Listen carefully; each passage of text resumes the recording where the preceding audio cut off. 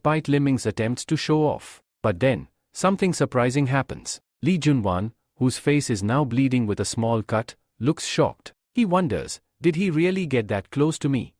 People's perspectives on the match change. Previously, Lee Junwan was seen as a cool fighter, effortlessly defeating an opponent. But now, whispers start about how an elite hunter like Lee Junwan could be wounded by someone like him. Angered, Lee Junwan thinks, how did this bug even manage to land a hit on me?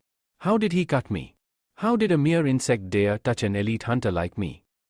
He then turns to the referee and says, I'm not continuing this match anymore. The referee asks, what does that mean?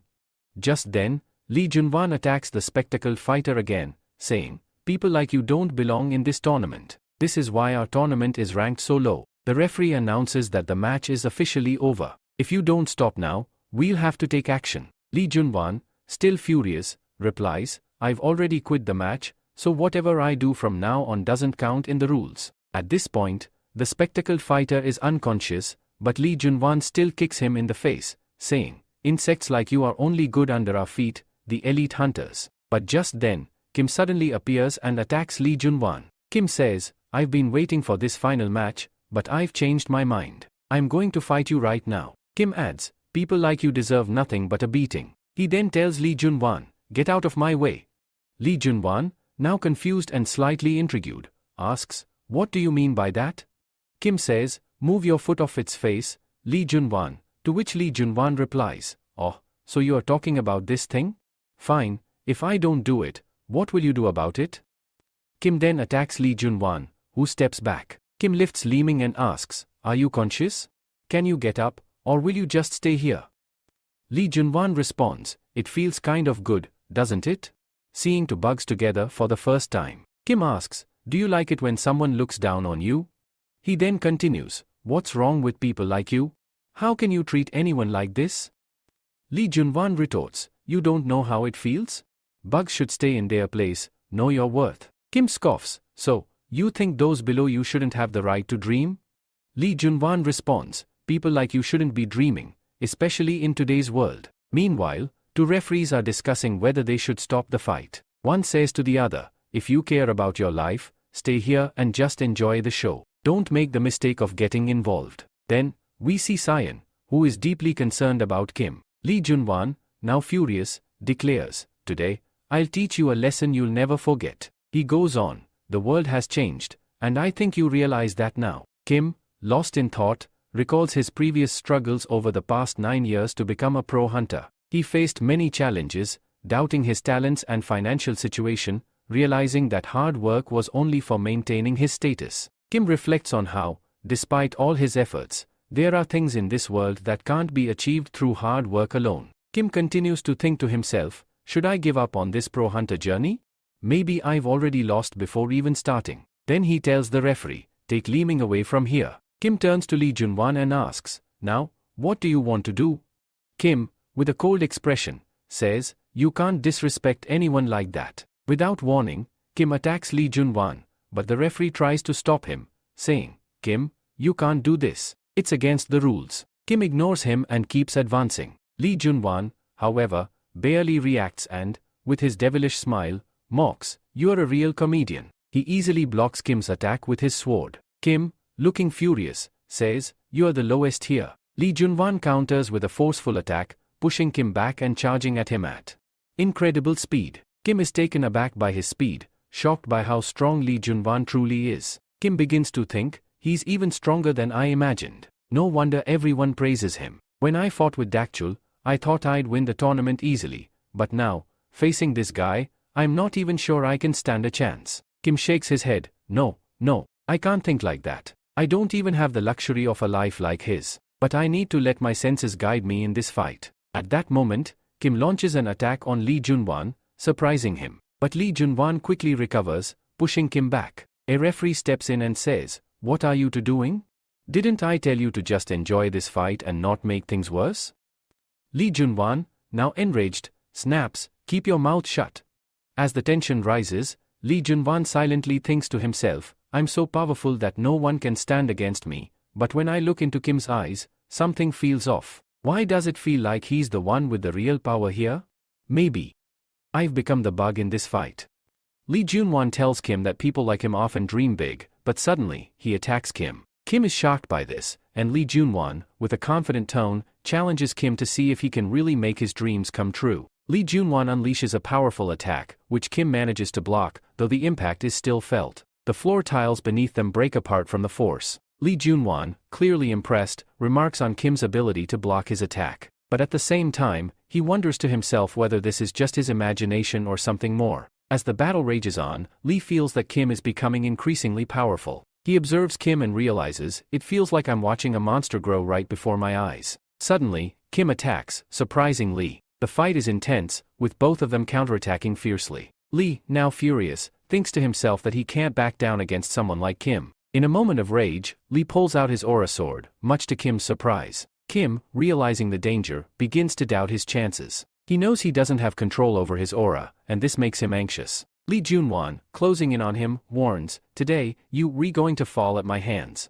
Two referees try to intervene, urging Lee to stop, but Kim is considering whether he should just run away. His mind tells him to flee, but he doesn't want to abandon everything he's fought for. As the situation escalates, Kim recalls a lesson from Chiron, his mentor, who had told him, "You must never jump into a fight halfway through, because the outcome is always clear." Chiron also shared his fear of making a wrong move and expressed his desire to face every challenge head-on. Kim, inspired by these words, grips his weapon tightly and gains confidence. Chiron's teachings resonate with him as he remembers, "You'll only win if you combine your power and will to fight." Kim then begins to harness Chiron's power, the power of the uproot, a spirit that dominates everything around it. With this newfound strength, Kim attacks Lee Junwan. Both Kim and Lee, now enveloped in their own aura, prepare for a massive clash. The resulting explosion of power shakes the stadium, sending shockwaves that even reach outside. Spectators wonder why there's so much smoke and why they can't see anything. As the smoke clears, the shadows of both fighters emerge, but when the dust settles completely, Lee Junwan is on the ground, and Kim stands victorious, though visibly exhausted. Lee Junwan is severely wounded, his mouth bleeding heavily. Kim, having won the tournament, is cheered by the crowd, who chant his name. Meanwhile, Cheyenne, observing from the stands, is shocked. Just a few weeks ago, Kim could barely withstand an attack from an aura sword, yet now he wields one himself. Who is this Kim, she wonders. Suddenly, a voice behind her says, "This is impossible." It's the masked man who had placed a bet on Kim, and Cheyenne recognizes him immediately. Confused, Cheyenne wonders why this man is so shocked by Kim's victory. After all, he had bet on Kim winning. As Cheyenne turns around to confront him, the masked figure vanishes, leaving her puzzled. The scene shifts to Kim, walking away from the arena, looking downcast. A few moments ago, he had been disqualified from the match for breaking the rules, but the situation is unclear. Kim reflects on the rules that had been set from the start, understanding why he was disqualified. Then, the bodyguard informs him that Lee Junwan was also disqualified for breaking the rules, as he had used his aura sword, which could be considered an attempt to commit murder. The bodyguard also reveals that the association has banned Lee from taking the professional hunter exam for 5 years. We're told that Lee Junmin ranked first. The second position went to the guy with glasses, and Dakshal came in third. Then we see Kim, who says, "Well, at least something went right. My progress rate has slightly increased." Next, we're shown that Kim's lecture scores have gone up. In Chiron's lecture, there was a 15% increase, in Siddhartha Gautam's, a 5.2% rise, and in Xiang Yong's lecture, there was a solid 20% increase. Kim starts thinking, "When I recall that scene, I can feel the same power surging through me again. Maybe that's why my progress rate has increased by more than 50%. Then he says, "All right, let me check which lecture I should start next." Suddenly, a hand appears behind him. It turns out to be none other than Cheyenne. She immediately asks, "Tell me first, are you hurt anywhere? How's your body holding up?"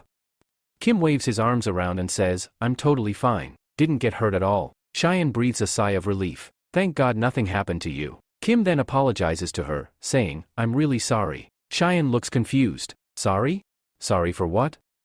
He replies, "Because I couldn't win the tournament." Cheyenne chuckles. "Oh, that?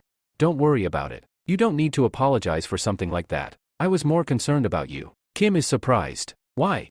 Why were you so worried about me?" Cheyenne says, "I thought you'd be deeply depressed because you seemed really interested in the prize. But looking at you now, you seem totally fine." And just as she finishes her sentence, Kim freezes like a statue. He yells out, "No way. My money. How could I forget something so important?" Cheyenne laughs and says, "Looks like he actually did forget about the prize." She then asks, "By the way, what were you planning to do with that prize money?" Kim responds, I was going to buy a powerful weapon. But anyway, I have no regrets now. Things turned out okay. I'd only regret it if I hadn't saved Lee Mun-chil back then. As for the money problem, I'm sure that'll sort itself out later. At that moment, Lee Mun-chil arrives and calls out to Kim. He asks, are you leaving now? Kim nods. Yeah, I'm heading out. Lee Mun-chil then says, can I ask you something? Kim agrees. Lee Mun-chil asks, do you think I can become strong like you if I work hard? Kim looks at him, he's still trembling a little, and says, honestly, it might be really tough for you. You've got talent, but the current world is extremely harsh. It doesn't let hunters grow easily. Then he adds, but don't get too demotivated. Maybe you're not meant to be a hunter. Maybe you're better suited for something else, something you're a real expert in. So don't be disappointed. Lee Mun-chil laughs. You've got a point. Anyway, I just came to say goodbye. Didn't mean to ruin the mood. As he walks away, Kim calls out, never let yourself feel depressed. And never think you can't do what you want to do. People will keep saying things, but don't let that demotivate you. There's no such job in the world that you can't become an expert in. But for that, you'll have to work really, really hard. Hearing that, Lee Mun-chil gets emotional and says thank you to Kim again. As Kim turns to leave, Cheyenne speaks up from behind. I didn't think you had this side to you. Kim replies, I never involve myself where I'm not needed. Cheyenne laughs. How cool is that? Now you even have your own fan. Kim says, I think you need a better student, not a fan. Then he adds, I'll look for opportunities to make our dream academy a more well-known name. Cheyenne is pleasantly surprised. Did he just say, our academy? She thinks, and she's visibly happy. She says, you've worked really hard, so I'm going to get you a weapon. Kim's eyes widen. Wait, seriously? You'll get me a weapon? Cheyenne nods. Of course. My grandfather owns a full workshop. I'll get you one from there. Kim jokes, then I'm going to pick the most expensive one. The scene then shifts to a different place, where one man is asking another, is the headmaster here?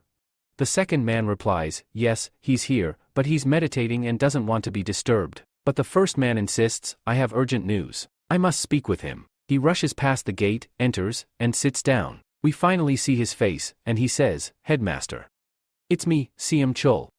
After that, we're introduced to a character named Siamungchul, who happens to be very close to the Sword Saint. Now, the person who was meditating suddenly speaks up. He says, didn't I make it clear that no one should disturb me here? Should I take this as a sign that you re-ignoring my words completely? As he says that, he starts releasing a terrifying amount of aura. He adds, so you've started ignoring me now? Siamungchul, barely able to move, speaks with difficulty, this pressure. I can't even lift a single finger. He then mentions, Lady Cheyenne recently participated in a tournament. Hearing this, the meditating person is stunned. His aura gradually begins to calm down. He asks in disbelief, the academy tournament? How?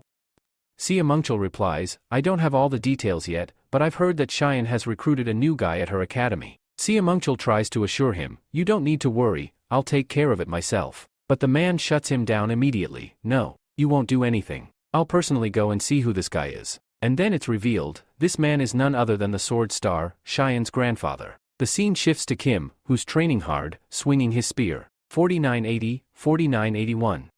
He continues until he reaches 5,000 swings. Kim says, alright, that's enough. My daily training is done. Cheyenne gives a strange reaction. Kim notices and says, Miss Cheyenne, why do I feel like my neck is about to be cut off? Cheyenne replies with a smirk, maybe it's just your imagination. Then, with a pouty face, she asks, when I took you to my workshop to upgrade your weapon, why didn't you go through with it?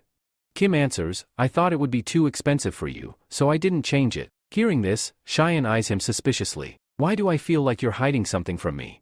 In reality, Kim thinks to himself, I can never be satisfied with a normal weapon. I could even use a transcendent weapon.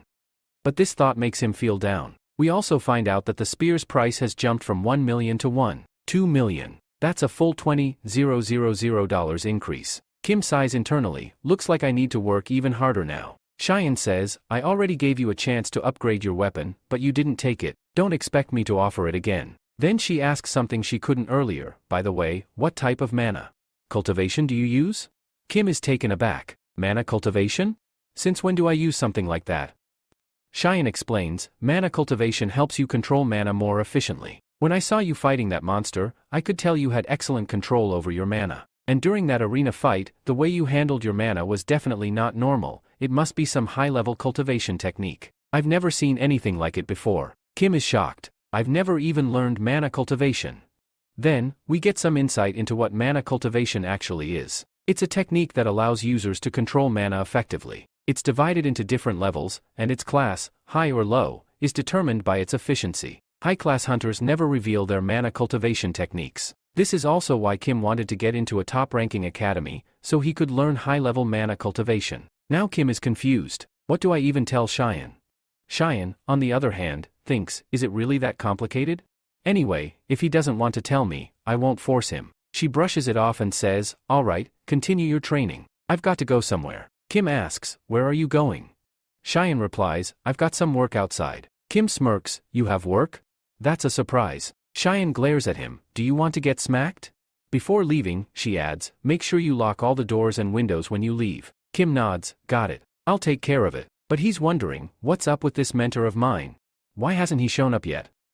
Referring to the mentor we saw in the previous episode. Then we cut to Cheyenne again, who's blushing and muttering to herself, am I really that free? Do I seriously have nothing better to do? A little later, Kim attends a lecture where he learns about mana. The lecture explains, mana is bound by laws, and the one who breaks those laws, who stands against them, that is true mana. The one giving this lecture is none other than the Archmage Merlin. Merlin explains, if you truly learn how to control mana, you'll be able to command it at will. Kim, overwhelmed, thinks to himself, if this continues, I might just lose my mind. This lecture is unlike anything I've ever experienced. After that, Merlin says, for now, your lecture ends here. Kim looks surprised and says, what? The lecture ended already?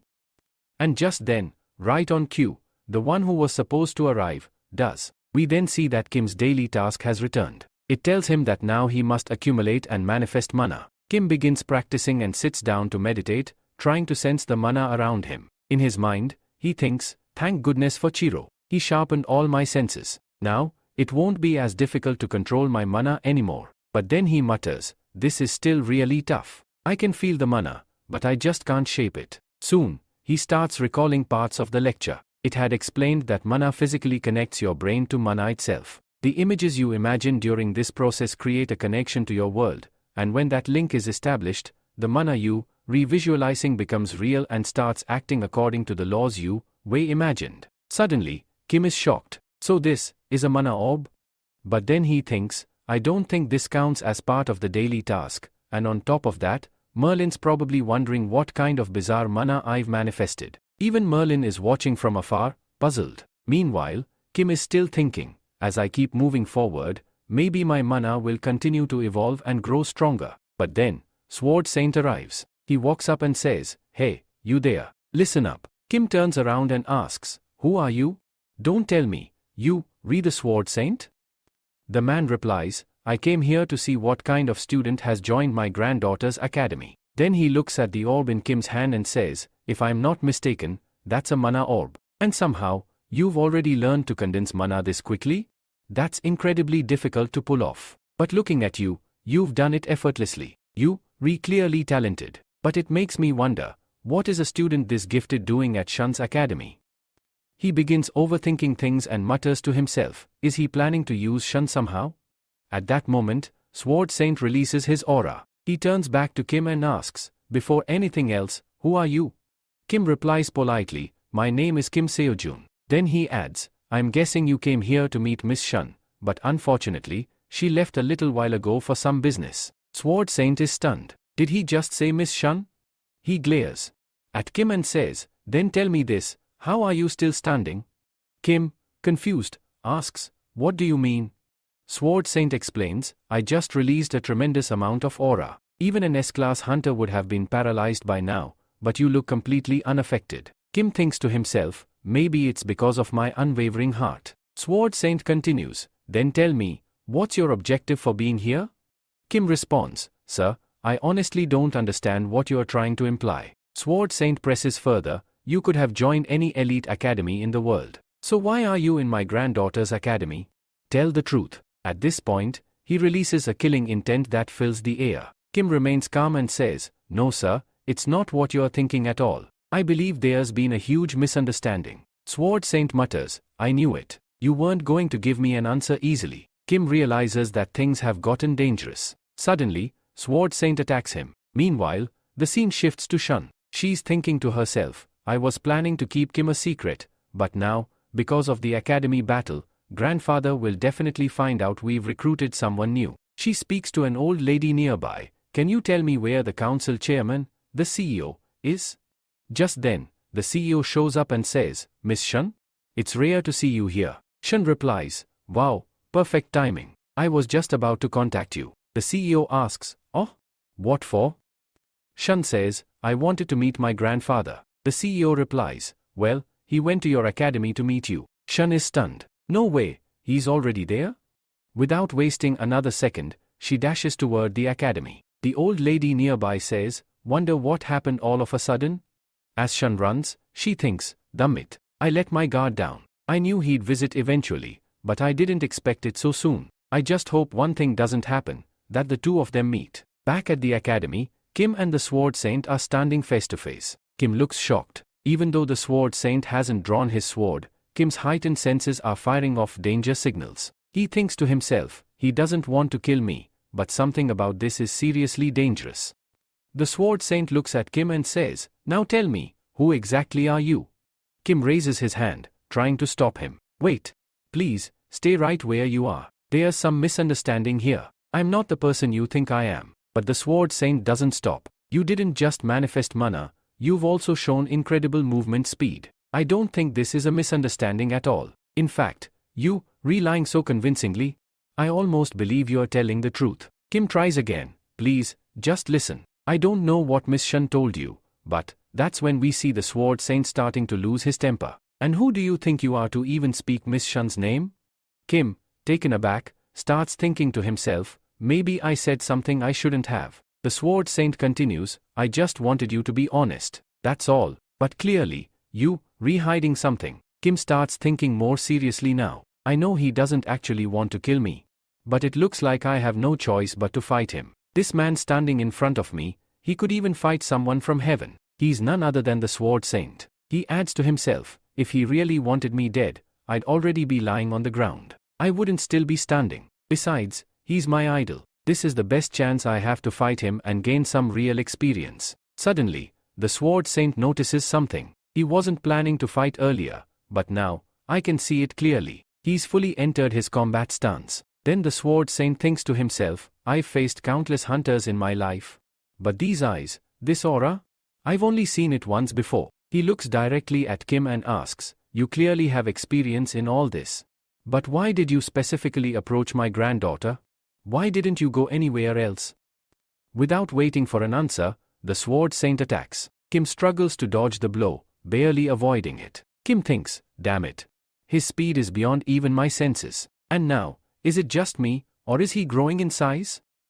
The Sword Saint's presence becomes more overwhelming, almost gigantic. Kim feels the pressure. Even countering a simple strike from him feels impossible. But I want to fight, just to see how long I can stand against someone like him. Then Kim charges forward and begins his own assault. He throws out attack after attack. But the Sword Saint?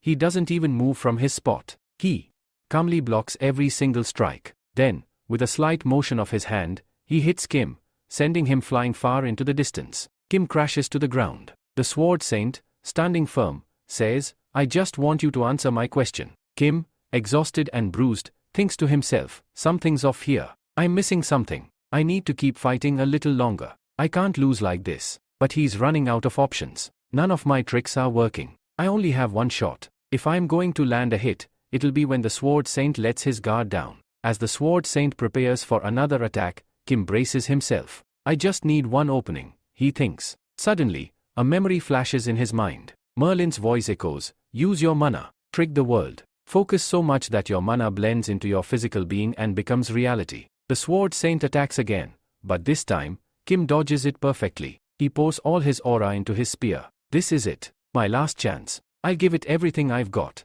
Kim launches his final attack. The impact is massive, sound waves blast through the air, dust clouds rise, and the ground shakes. As the dust clears, the Sword Saint is still standing, untouched. Meanwhile, Kim drops to his knees, completely exhausted. Man, this really hurts. Kim mutters. The Sword Saint looks at him and says, see? I knew it. You are finally showing your true self. Kim fires back, my true self? Why don't you admit it was you who started the fight in the first place? I only counterattacked. Even speaking is making it worse. Just let Miss Shun come here, then I'll ask what's really going on. As soon as he mentions her name, the Sword Saint freezes. Again with Miss Shun. He whispers. There's clear shock on his face. I don't even know why her name is affecting me like this. The Sword Saint mutters to himself. Then, as if regaining control, he steps forward and says, fine, if this is how you want it, so be it. If you won't answer my question, then die right here. There's no point in letting you live any longer. Kim, defeated and out of strength, drops his weapon and sighs. Yeah, looks like I'm definitely going to die here. But just then, we see someone entering the scene. It's Shun. She arrives and says, what had to happen has already happened. Everyone, stop right there. Shun addresses the Sword Saint and asks, what exactly are you doing here, Grandpa? After that, we see Shun walk straight up to Kim and ask him, are you hurt anywhere? Kim replies, not too badly, but yeah, I did get hurt a bit. That's when the Sword Saint chimes in and says, you don't even deserve to be called a man if you are whining about such a small injury. Kim immediately shouts, gender doesn't matter here. And more importantly, look who hit me. It was you, the Sword Saint. Do you really think I wouldn't get hurt? The Sword Saint, now furious, asks, what did you just say? Kim quickly hides behind Shun and says, do you still want to beat me up? Shun looks at Kim in shock, thinking to herself, how can someone talk to my grandpa like that? Kim confronts the Sword Saint and asks, first, tell me, why did you attack me in the first place? And just because you are the Sword Saint now, does that give you the right to hit anyone you want? Before the Sword Saint can respond, Shun cuts in and says, Grandpa, please don't say a word. She then turns to Kim, apologizing sincerely, I'm sorry for everything that happened. Kim responds, no, really, there's no need to apologize. It's not that big of a deal. Even so, Shun bows again and says, I'll explain everything to you later. Kim, beginning to understand the situation, says, I think I should leave now. While walking away, he adds, maybe I should go get a checkup at the hospital, just in case. Shun tells him, don't worry, we'll cover all the hospital fees. Kim thanks her and leaves, while Shun stands quietly, thinking to herself, thank you, for understanding the situation so calmly. Then, she turns to the Sword Saint and says, Grandpa, I need to talk to you. In her mind, she thinks, at first, I thought I could just explain things calmly, but now, I need to tell him the whole truth. The Sword Saint warns Savan, that guy is highly suspicious. Don't get too close to him. Shun replies, he's not suspicious at all. What do you even mean by that? She reflects internally, what do you mean by that? I've been hearing those exact words for the past 21 years. Her grandfather often brushes off her opinions, and when she started the Hunter Academy, she had funded it entirely on her own. Every time she brought a new student into the academy, her grandfather would drive them away. I know exactly why he chases them away, she thinks. And I also know what those people come here expecting. That's why I never had the courage to stop him, until now. The Sword Saint finally says, this has gone on long enough. Pack up your things. From tomorrow, you won't be coming back here. Shun responds firmly, I don't want to do that. The Sword Saint is shocked, asking, what did you just say? She repeats, I don't want to do that. I don't want to lose this. She's thinking about Kim. She says again, why should I do what you're saying? This academy is mine, not yours. It's only been a few months, and yet, she continues thinking, I haven't even made any proper memories yet. I don't have strong emotions either. But every time I'm near him, I feel something strange, something I want to hold on to forever. The Sword Saint insists, that guy is suspicious. Just expel him from the academy. But Shun refuses, I'm not going to do anything like that. I don't know where these feelings are coming from, but I'm not expelling him. And I'm not shutting down my academy. I also refuse to live in your shadow anymore. I hope you understand that now. The Sword Saint steps closer to her. Shun apologizes and says, forgive me if I raised my voice earlier, but I want to make one thing very clear. I will not do what you are asking. Then, we see the grandfather alone, deep in thought. Has she ever stood up for her opinions like this before? He wonders. We are taken to a flashback from a few years ago. A man comes to the Sword Saint and says, Headmaster, something terrible has happened. Your son, he's no longer with us. Hearing that, the Sword Saint is devastated. Afterward, he goes to meet his granddaughter, young Shun, who's just a little girl. She's adorable and innocent. He remembers thinking, when my son left me, Shun appeared before me. That very moment, I decided, this girl will become powerful enough to defend herself. That's why I've always been so strict with her. After that, we are shown a scene where Sword Saint is talking to Shun. He says, "How could you do this? Get up quickly. And if you don't do it, how will you become a hunter?" Shun responds, "I don't want to be a hunter. I want to become a teacher." Sword Saint is shocked and says, "Is this why I trained you, so you could become a teacher?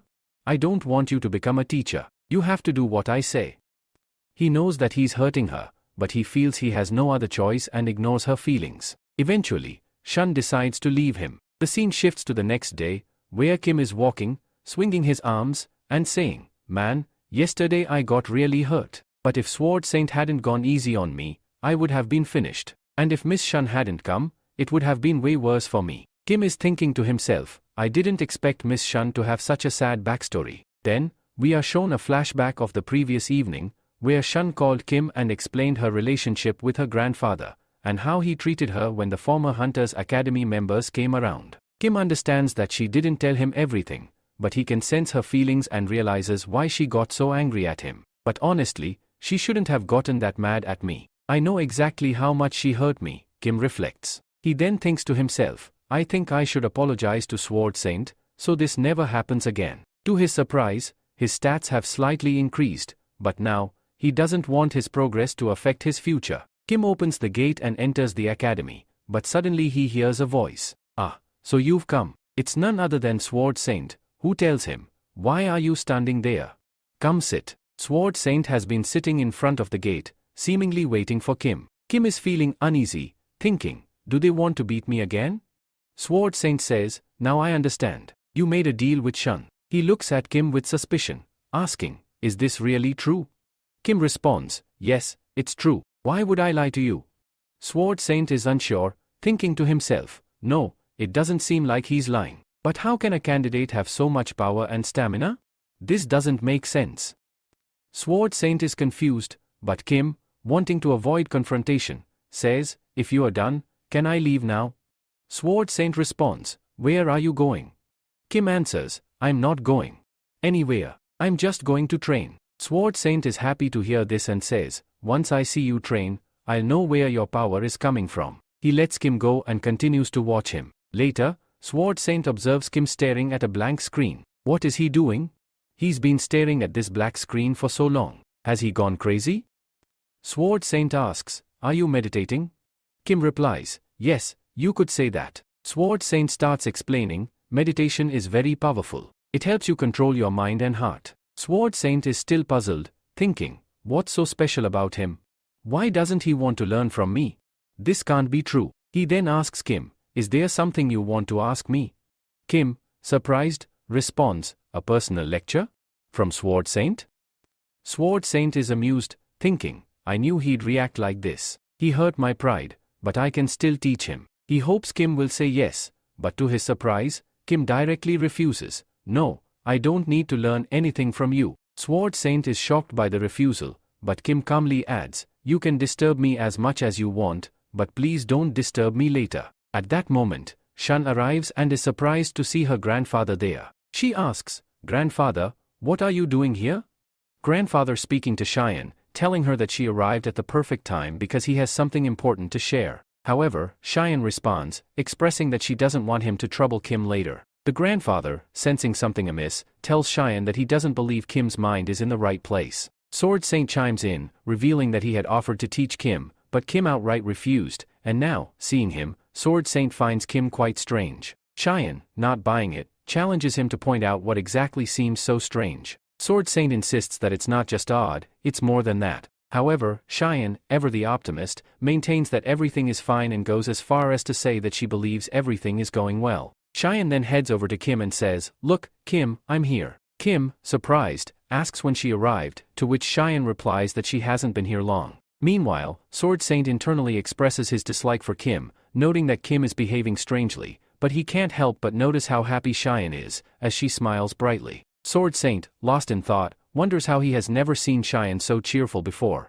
He recalls that she used to be so quiet but now she seems so lively. Suddenly, a man appears, informing Sword Saint that he has urgent news. The Order of Truth has requested to meet with him. Sword Saint, taken aback, asks why they would want to meet with him. The messenger explains that they specifically requested to meet him, and also mentioned that Kim must attend as well. Everyone around starts eyeing Kim curiously, and Kim, feeling uncomfortable, asks why they're staring at him. Sword Saint, still puzzled, wonders why the Order of Truth wants to meet with Kim, and if they've called him personally. Kim, equally confused, questions whether he really needs to go. Cheyenne, clarifying the situation, informs him that the Order of Truth is treated with the same authority as the head of state, and if the leader of the order, Sir Kalia, personally invited Kim, it must be serious. Kim, now even more curious, wonders why a foreigner like Sir Kalia would want to meet with him. The messenger then adds that if Kim refuses the offer, there's still another deal on the table. If Kim goes to meet Sir Kalia, he'll be given 1 million yen. Kim is taken aback and begins to question how the messenger knows he needs that money. The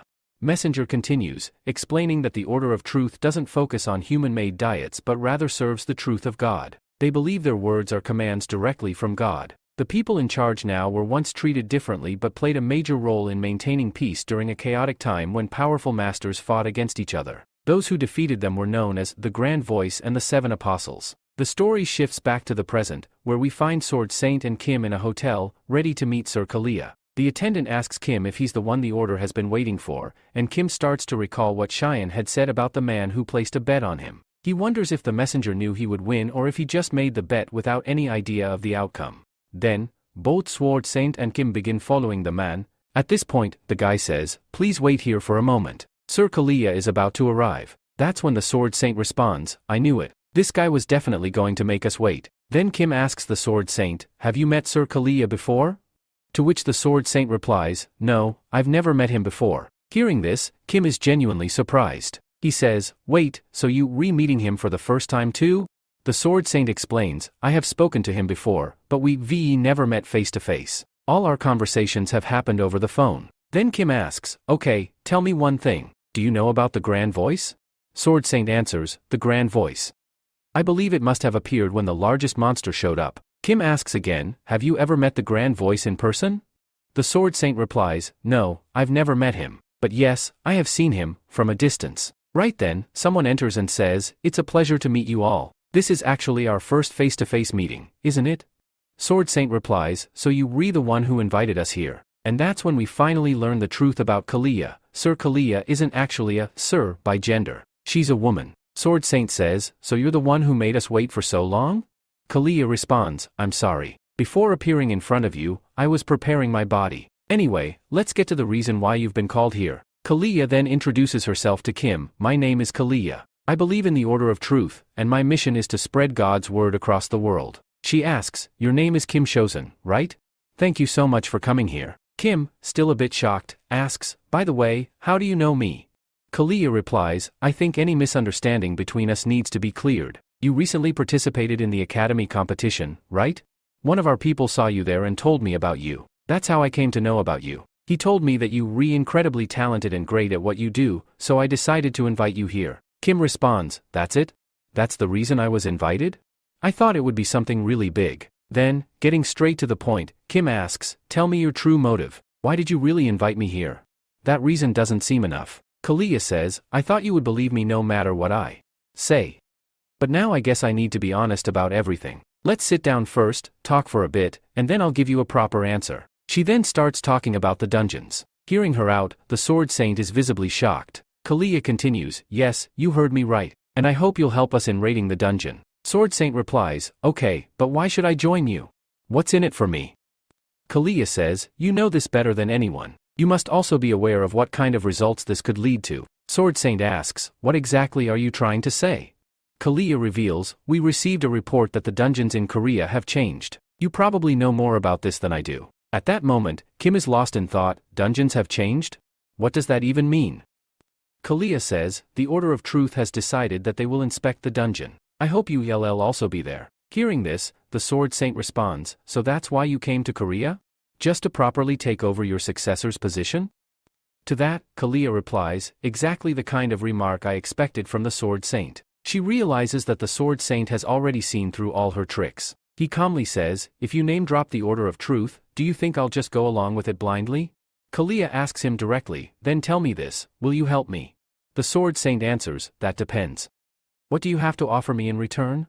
Kalia smirks and says, honestly, looking at you, I doubt I could offer you anything worthwhile. And judging by your appearance, it doesn't seem like you even need anything. Then she pauses and says, but wait. I heard your granddaughter has opened an academy. The moment those words leave her mouth, the Sword Saint's expression darkens. His anger flares. He releases his killing intent into the surroundings, and it begins to spread like a chilling fog. Kim, standing nearby, feels his body freeze completely. In his mind, Kim thinks, so this is the Sword Saint's aura. He only releases it when he truly intends to kill. The Sword Saint then growls, if you ever mention my granddaughter again, I won't show any mercy. Kalia quickly realizes her mistake. I think I've made a serious error, she says. Please forgive me. I promise to be careful next time. Hearing that, the Sword Saint gradually retracts his aura and calms down. Then Kalia softly speaks again. Honestly, what could I even offer you? Instead, let me hear your offer. The Sword Saint chuckles, that's rich. You expect me to trust you? With no evidence or proof? Kalia responds, if you want, I can swear on the name of the Order of Truth. After a brief pause, the Sword Saint says, fine. If you say so, I'll trust you. They both begin a ritual, an oath in the name of the God of Truth. Once the ritual is complete, Kalia calls Kim over. She says, all right then. Let me tell you everything straight up. I want to sponsor you on behalf of the Order of Truth. Kim is surprised. You want to sponsor me?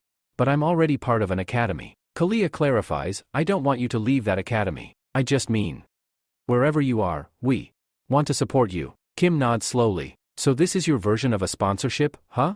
There's definitely a reason behind this. Why do you want to do this?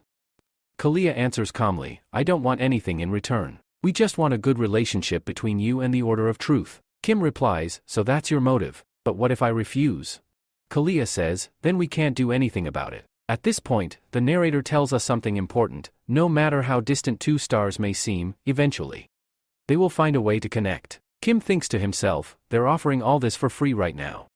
But I know, sooner or later, they'll want something in return. He says, your proposal is actually quite good. It's attractive. But before I give my answer, I want to ask a few questions. Kalia smiles. Of course, ask anything. I'll answer everything honestly. At this point, Kim is about to ask about the Transition Academy, but suddenly, he stops. He begins to wonder, if I ask her about the Transition Academy, is she really going to give me an honest answer? And even if she lies, how would I even know?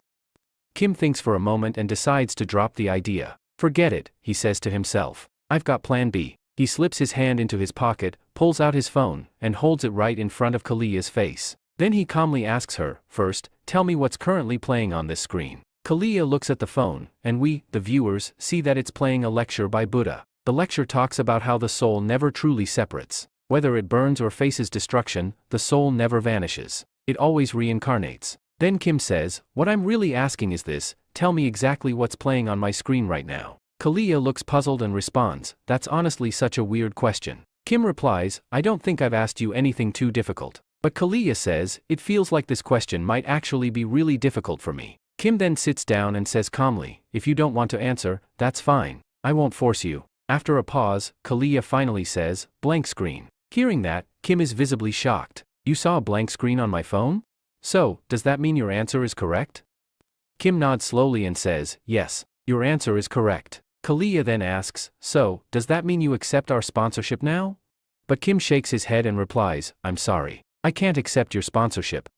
A little while later, the scene shifts to Kalia, who's standing alone somewhere, lost in thought, thinking about none other than Kim. She then says, Kalkus, did you notice anything? The man standing behind her, Kalkus, responds, no, I didn't notice anything unusual in him. Kalia, not fully convinced, asks again, are you really telling the truth? To which Kalkus replies firmly, yes, I swear by the Order of Truth. Hearing this, Kalia begins to think to herself, I didn't really see anything special in Kim. Sure, he seems quite extraordinary and is a perfect candidate, but still, something felt off. Especially when he suddenly held his smartphone up to my face. I had no idea what he was doing. And now, I'm having a strange feeling. I think I should report this to the apostle. Out loud, she tells Kalkus, alright, here's what you'll do, keep an eye on Kim. Any changes inside the dungeon, report them to me as soon as possible. Then she asks him, what's the current status with the heroes? Kalkus replies, I haven't spoken with the Dark Saint or the Soul Saint yet. And as you probably already know, they haven't been seen for quite some time. The scene then shifts to Sword Saint, who's speaking with Kim. So, why did you reject Kalia's offer? He asks. Kim replies plainly, I didn't like it. The Sword Saint narrows his eyes. What do you mean by that? Kim, thinking internally, says to himself, I'm not entirely sure what the order of truth really is. But I do know one thing, Kalia doesn't know anything about the Transition Academy. I also need to be cautious around those who seem to have a strong influence over me. The Sword Saint continues, so, you prefer Cheyenne's academy more? Kim answers, of course. Besides, where else would I find a girl as honest as Cheyenne? Then Kim asks him a question. Sword Saint, I want to know, what exactly is the change occurring inside the dungeon? Sword Saint explains, when the magic inside a dungeon starts increasing, the difficulty level also rises. And when changes happen, either the dungeon gets promoted in rank, or its closing time decreases significantly. Kim follows up, so when exactly does this happen? Sword Saint replies, it's a phenomenon that occurred long before you were born, back when dungeons first started appearing in the world. Kim is stunned. Wait, Kalia said that this isn't over yet. So, does that mean the dungeon's closing date is near? Sword Saint calms him down. You don't need to worry, Kalia misunderstood. That disaster was dealt with a long time ago. Kim nods. Alright, fair enough, but where are you heading now? Sword Saint replies sternly, you don't need to know. He then warns Kim, and hey, if you try anything funny with Cheyenne, I'm telling you right now, I won't spare you. Kim completely misinterprets this. Are your words acknowledging me? Sword Saint gets even more annoyed. No, that's not what I meant. It means I'm going to keep an eye on you. Kim smirks and teases him, but how will you keep an eye on me if you're heading far away? At this, Sword Saint's face contorts with frustration. Internally, he's cursing Kim, and he's visibly starting to get angry, so much that flames begin emerging from his hands. Kim casually walks away, saying, alright then, good night, Sword Saint. The Sword Saint mutters, he's really getting on my nerves. Kim, in his thoughts, reflects, every time I joke around, he gets serious and starts showing off his strength. I need to get stronger, strong enough to face him head on. We then see Kim arrive at the academy. Cheyenne greets him. So, you're finally here, but where's grandfather? He left with you, didn't he? Kim replies, yes, we came together, but he left midway for some work. Cheyenne looks worried. He didn't say anything? Kim shakes his head. No, not really. He then asks, are you worried about him? Cheyenne apologizes. Sorry. My grandfather tends to get angry easily. Sometimes, he even lashes out. Please don't judge him too harshly. Kim replies, even if the Sword Saint doesn't have the best temperament, he hasn't done anything wrong. And if he wants, he can change too. And well, if something does go wrong, he might just kill me. Kim then thinks to himself, what am I even saying? Meanwhile, Cheyenne is smiling and says, thank you, blessing him warmly. Kim hears her thanks and suddenly feels a strange sensation, awkward, maybe even a little emotional. Cheyenne adds, I think you really need money. Kim responds, yeah. I do, but how do you know that? She laughs. Because even during training or while roaming around, you keep repeating, I need 1 million. I need 1 million. Kim looks confused. Really? I don't remember saying that. Cheyenne smirks, you seriously don't remember? Kim blinks. Actually, maybe I do. Then he thinks to himself, money isn't such a big deal now. Kalia already gave me 1 million yen. With that, I can pay off all my debts. But his smile fades. The money came. And it's already gone. He sighs. I have to give lectures now. My free pass is about to expire. And worst of all, I still need to buy a weapon. How am I going to manage all this? At this point, Cheyenne says, I thought you were in urgent need of money. That's why, after you left, I got a message on this phone, and I figured it would be perfect for you. Kim replies, perfect for me? What does that even mean? Then we're shown that the 24th Dungeon Sweep Contest is about to begin. Kim, confused, asks, Dungeon Sweep Contest? What even is that? But then, Kim sees the prize money, and he's absolutely stunned. The winning prize is a whopping 3 million. Immediately, he asks Cheyenne, okay but what exactly do you have to do in this contest? Cheyenne explains, there's not much to it. You just have to clear as many dungeons as quickly as you can. Kim asks, if it's that simple, then why is there so much competition? Cheyenne replies, because people don't bother going into dungeons where they don't make money. Kim nods, yeah, that actually makes sense. Then he starts thinking, back in the day, Awakeners used to raid dungeons even without getting paid. But today's hunters, they only care about their own profit. Cheyenne continues explaining, most people avoid these dungeons because the reward is too low, and usually the monsters inside are low rank. But if no one clears them, eventually a dungeon break happens. And it doesn't matter whether the monsters are low or high rank, because for an average person, even a low-rank monster is dangerous. To tackle this, the government issued an order, eliminate all low-rank monsters as soon as possible. Then we're shown an example. On one side, there's a level 50 pro hunter. On the other, a level 2 low-rank goblin. The goblin looks at the hunter and asks, "Are you really going to kill me?" Hearing that, even the pro hunter feels a bit guilty and flustered. Because of situations like these, the government introduced a new system. Kim responds, "So, this method is called the dungeon concept, right?" Cheyenne nods, "Exactly. Most dungeons are low rank and can be handled by a single hunter. Plus, there are way more hunters these days, which is why the contest exists." Kim mutters, "I don't know whose idea this was, but whoever it was, they really used their brain." Cheyenne smiles and says, "I think you'll easily win first prize. What do you think?" Kim thinks for a moment, "So the prize is 3 million. There's no way I'm letting this go. Not just for the money, this will also help me level up. I have no reason not to enter this contest." He confidently says, "All right, I'm in." Cheyenne smiles, "I knew you'd say yes." She adds, "All right, I'll go ahead and register you." Meanwhile, Kim starts thinking, "I never asked her for help, and I definitely didn't say I needed money, but she still went out of her way for me. That means a lot. She isn't even telling me directly, but I know she must have done a lot of research for this." Suddenly, Kim gets chills, goosebumps all over. He mutters to himself, "This time, I'll need to be more prepared. Last time, that Limon Cheel showed up out of nowhere and gave me a tough fight. I can't take chances this time." Cheyenne encourages him, "I think you're going to work really hard again today, right?" Kim thinks, "This time, I'm definitely going to win this contest." Then he turns to Cheyenne and says, "All right, tell me, how exactly does this contest work? What are the details?" Cheyenne begins explaining, "The contest will last for a full week. Once it starts, the government will approve all the low-level dungeons that haven't been rated yet. All participants will be able to see those dungeons through an app on their phones." She continues, "If you want to raid a dungeon, you have to register it first. If you don't clear it within 10 hours, your reservation will be cancelled. And remember, you can only reserve one dungeon at a time." Kim says, "So we need to be strategic and reserve smartly." Cheyenne nods, "Exactly. To put it simply, you need to increase your speed. The faster you are, the more dungeons you can clear." Kim says, "So it's all about speed." Cheyenne adds, "Some people even joke that speed is the real fuel in this contest. The more dungeons you clear, the more you earn." Kim says, "Looking at it now, this seems way harder than I expected." Cheyenne laughs, "Hard? What's hard about it?" Kim explains, "The real problem is raiding the monster crops. I'll need to seriously boost my speed if I want to clear them." But Cheyenne immediately stops him, "No, don't even think about it. I already told you, monster crops, dead monsters, have very low value. They're not worth your time." Kim asks, "So there are no rules and regulations about them?"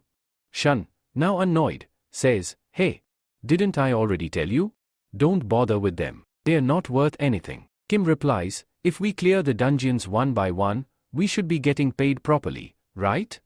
Then we see Shun saying, "This is going to take a lot of time, and don't forget, you still have to win the final prize." Kim replies, "Yeah, and that's exactly the biggest problem." Shun continues, "I told you before, I was right." Kim then says, "The prize money is the most important thing to me, so there's no way I can afford to be careless about it." Right after that, Kim begins reading all the rules thoroughly. A few days pass, and the scene shifts to the day of the contest. At this point, Kim's lecture progress has improved significantly. Chiro's lecture is at 49.9%, Siddharth Gautama's lecture is at 14.5%, Xing Yong's lecture is at 61.7%, and Merlin's lecture has gone up to 99.9%. Looking at this, Kim starts thinking, "I've worked really hard to improve all these lectures, but still, Merlin's and Xing Yong's progress seems way too low." He reflects, "I've noticed that whenever my progress rate goes above 10%, something in my stats always advances." Then we see Kim about to raid a dungeon. Shun, standing nearby, asks him, "Did you download that app with all the dungeon details?" Kim replies, "Yeah, I've seen it properly and already installed it." Shun then asks, "Weren't you calling some helper earlier? Why isn't he here yet? Where did he go? Ask him, did he get lost?" Kim replies confidently, "There's no way he'd lose his way. I'd never lie about him. His navigation technique is even better than the Sword Saints. Plus, his peak form is seriously impressive." Shun reacts, "Really?" And Kim says, "Look, he's here." Then he calls out, "Hey mister, over here. I'm standing right here." Kim tells him, "I thought you'd be super late, but you showed up earlier than expected." The man responds, "I knew if I was late, you curse me out like anything." Then the camera reveals his face. It's none other than the old man from chapter 1, the one Kim saved. As he arrives, the old man asks, "First, tell me what I have to do here." Then we get a flashback to a few days ago, when Kim had called the old man. The old man had picked up and said casually, "So, you want me to work with you, huh? Let me guess, you'll kill the monsters, and I'll collect their corpses? And you want me to be your driver too?" Kim replies, "Exactly. I'll be honest, you won't have much work. Just drive, and I'll bring the monster crops to you. You'll just need to dismantle them." Note, crops here refers to parts of dead monsters. Kim adds, "I'll handle the lifting myself." The old man replies, "Your plan seems solid, but dismantling monsters takes a lot of time. You sure that won't be a problem?" Kim thinks to himself, "I really need you. Dismantling monsters can earn us a good amount of money, and no one can do it better than you." Back in the present, Kim gets a notification on his phone. The dungeon raid has started. Kim says, "Alright then, time to get to work." He turns to Miss Shun and says, "I'll see you later." She waves goodbye and leaves. Kim then asks the old man, "You remember all the rules, right?"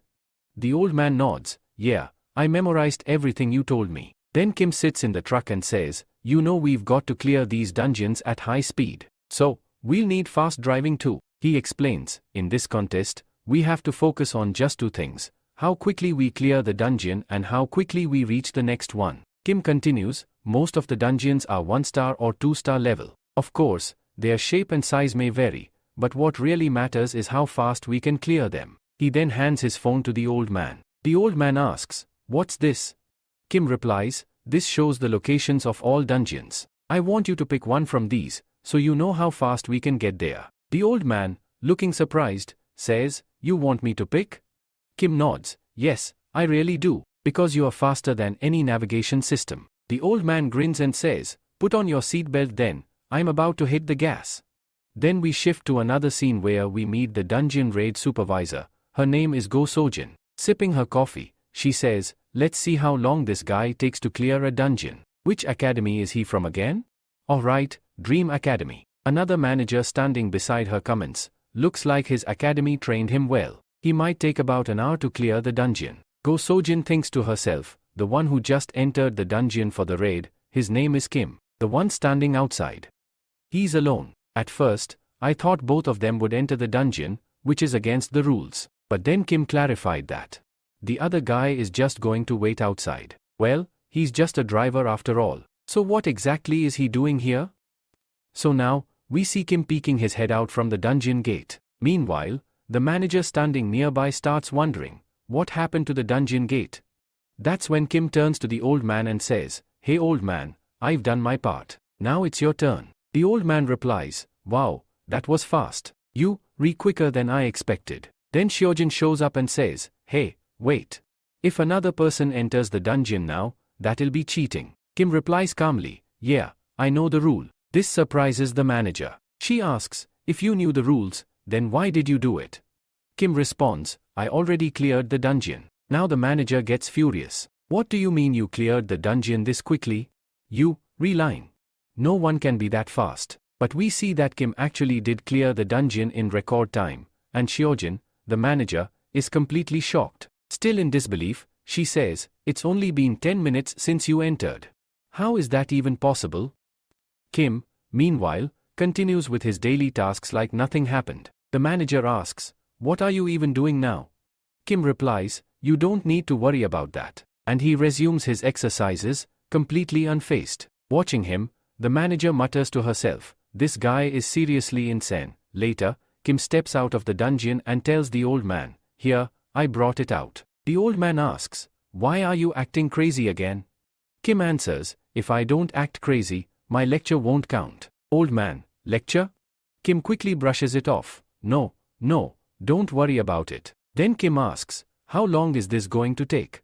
The old man replies, "You know this monster isn't a high ranker. It'll only take me 15 seconds to dismantle it." Kim smirks, "I figured. You've always been a hard worker." Just then, the manager approaches and asks, "Wait, are you seriously going to dismantle it?"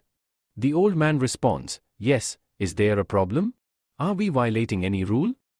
The girl says, "Well, this does go against the rules," but then pauses and realizes, "Wait, actually, there's no such rule." So both of them get back to work. Kim brings in the monsters, and the old man starts dismantling them. Watching this, Hyojin is left completely stunned. Soon, both Kim and the old man finish their tasks. Kim asks, where to next? The old man replies, let's head to the next one. It's not far, but we see the manager. Still frozen in disbelief, thinking, what did I just witness? Meanwhile, Kim and the old man are cheerful, speeding down the road. The old man is driving fast, full of energy. Cut to another dungeon, where a different manager is relaxing, enjoying the sunlight. He says, I'm so lucky. I don't even need to sit in front of a computer anymore. This is the life I always wanted. He wonders, I wonder when the person who reserved this dungeon is going to show up. Suddenly, a vehicle arrives at high speed, startling the manager. Kim and the old man jump out and say, hurry up. We need to complete the task quickly. Inside the dungeon, we get a glimpse of skeleton monsters. Kim charges in and says, time to wrap this up. With just one slash, all the monsters fall. Kim clears the entire dungeon effortlessly. He says, well, that's done. The old man begins dismantling the bodies. Nice. These will sell for a high price. They complete the dungeon in no time and immediately head for the next one. Once they leave, the manager who was relaxing sits there stunned, thinking, who were these guys? They came like the wind and left like a storm. He can't believe what just happened. The scene shifts to a building where someone asks, Assistant Manager Kim, did you finish the progress report we asked for about the dungeon concept? Kim replies, yes, I've completed it. It's on your desk. The person checks the file to review everyone's progress. He reads the names and their stats, then he sees the name, Lee Seoin, and notes, she cleared 16 dungeons today. She might be in first place, but surprisingly, she's in second place. The reviewer is shocked. Wait, second place? That means someone cleared more than 16 dungeons today? Then we find out, first place goes to Kim Sojio. He didn't just clear 17 dungeons. He cleared 32 dungeons in a single day. The reviewer is stunned. Assistant Manager Kim, could you come here for a second? Kim replies, is there a problem? The man says, look at this report. Someone actually cleared 32 dungeons today. Is that even possible?